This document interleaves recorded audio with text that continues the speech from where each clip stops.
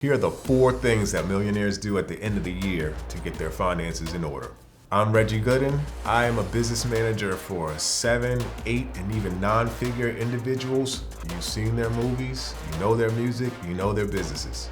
Come November and December, the very first thing that we do is figure out how much our clients are actually going to pay in taxes and how we can bring that number down to as little as possible. The very first thing that we do come November, December is we will pull a client's financial statements. We've seen how much they made during the year. We want to make sure we hold off on any additional payments because that can really hurt you come tax time. So I'll reach out to other people who are about to pay you and tell them, hey, let's take those payments after January 1st. The next thing that we do is, and this is fun for a lot of clients, if you have anything that you need, hopefully for business, we can accelerate some of those purchases and take them on this side of the year instead of waiting until 1/1. We all hear about the whole adage of someone buying the G-Wagon before 12/31 because it makes a great tax deduction.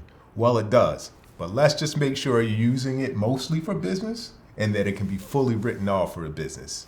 And we don't stop there. I've had clients want to make art purchases for their offices or take trips to film additional content. You might treat yourself to some new gear or new equipment if you're a content creator. Get all that stuff in before 12/31 because you can write it off this year and it's going to lower your tax bill. So the next thing we like to do, especially for musicians and for actors specifically, is we issue what's called a year-end payroll. Why is that important?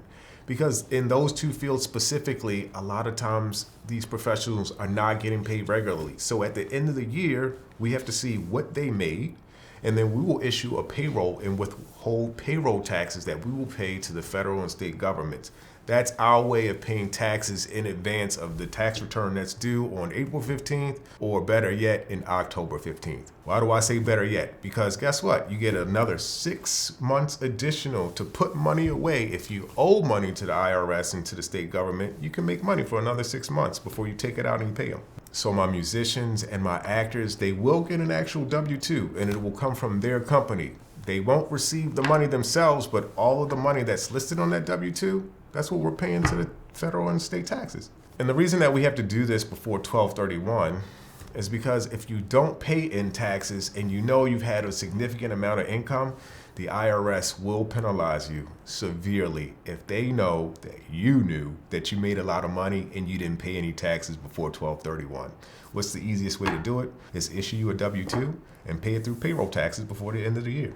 The next thing that we do is we want to put money away in your investment and retirement accounts. Funny story about this. So I have a client, they made a lot of money, they were young, they didn't feel the need that they had to have a retirement account at that age, but when I showed them what they can save in taxes by starting a retirement account in their 20s, they were on board immediately. So what we want to do is we want to take some money, and that is all going to be worked out by your financial professional. We want to take some money and put it into a retirement account.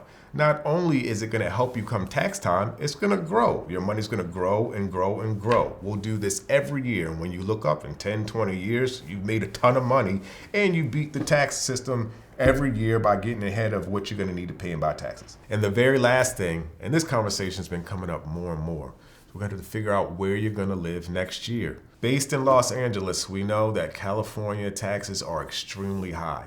It may make sense to sit down, do a cost-benefit analysis to see whether it's going to be more beneficial for you to continue living and operating in California, or maybe living in a neighboring state like Nevada, where there are no state income taxes.